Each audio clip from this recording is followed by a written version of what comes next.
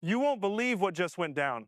In a shocking showdown that left everyone on the edge of their seats, Tim Kaine unleashed a relentless grilling on Pete Hegseth, confronting him head-on about past cheating scandals and serious accusations.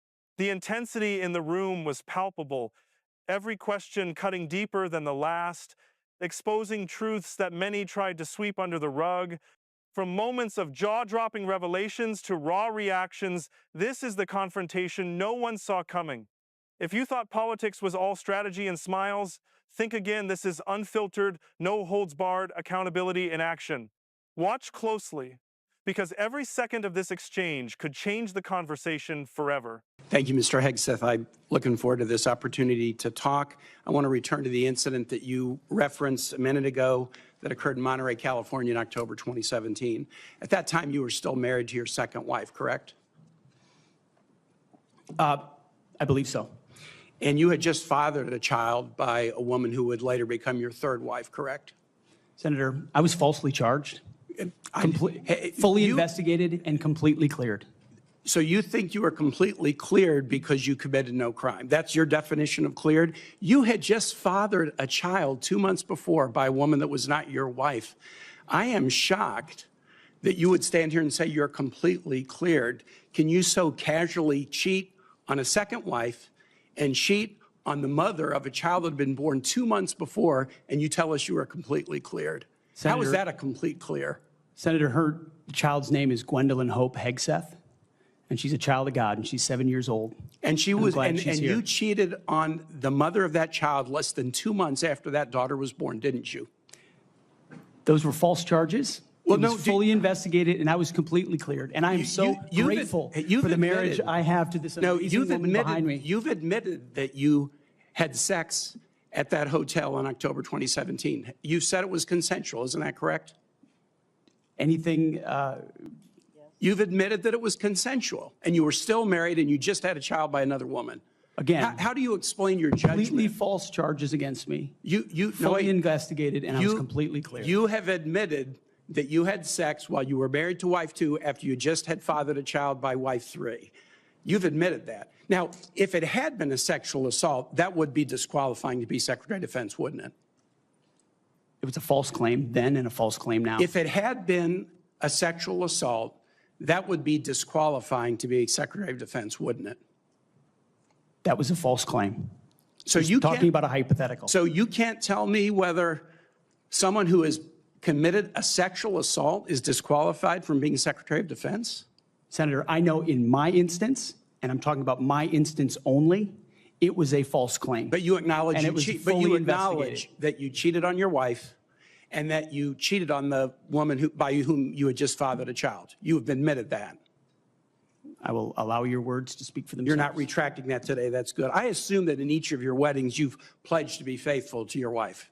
You've taken an oath to do that, haven't you?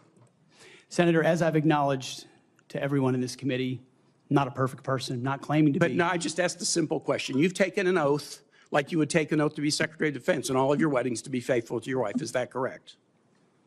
I have failed in things in my life, and thankfully I'm redeemed by my Lord and Savior, Jesus Christ. In finalizing divorces from your first and second wives, were there non-disclosure agreements in connection with those divorces?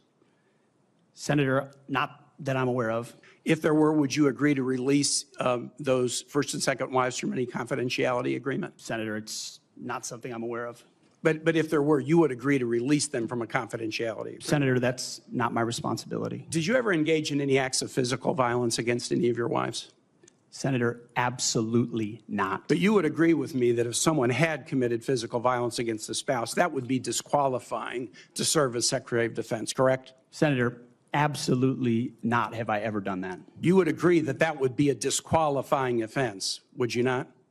Senator, you're talking about a hypothetical. I don't think it's a hypothetical. Violence against spouses occurs every day.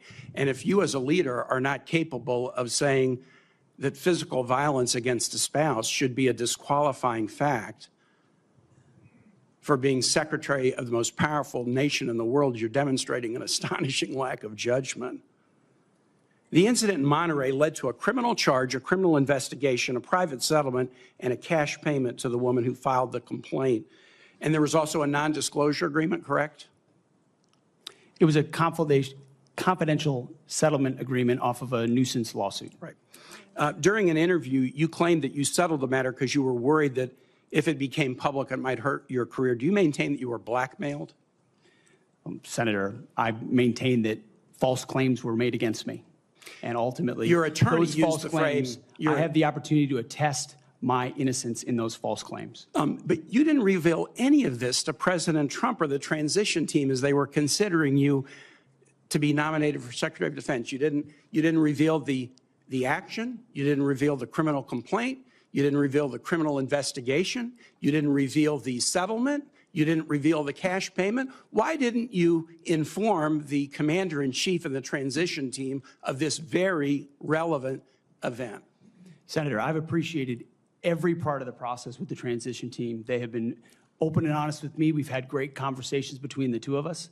And I appreciate the opportunity that President-elect Trump has given me. You chose not to reveal this, right? Because you knew it would hurt your chances. So you chose not to reveal this really important thing to the commander-in-chief and the transition team because you were worried about your chances rather than trying to be candid with the future president of the United States. Are there any other important facts that you chose not to reveal to the president-elect and his team as they were considering you to be Secretary of Defense? Senator, I sit here before you an open book, as everyone who's watched this process. With multiple non-disclosure and confidentiality agreements tying the hands of many people who would like to comment to us. Much has been made of your workplace behavior as a leader of nonprofit veterans organizations and as a Fox News contributor. Were you fired from either of the leadership positions with the nonprofits? I was the leader. I was the CEO of Concerned Veterans for America and the executive director of Vets for Freedom. Were you fired from either of them? And I was never fired from a veterans organization. Do you have non-disclosure agreements with either of those organizations? Not that I'm aware of, Senator.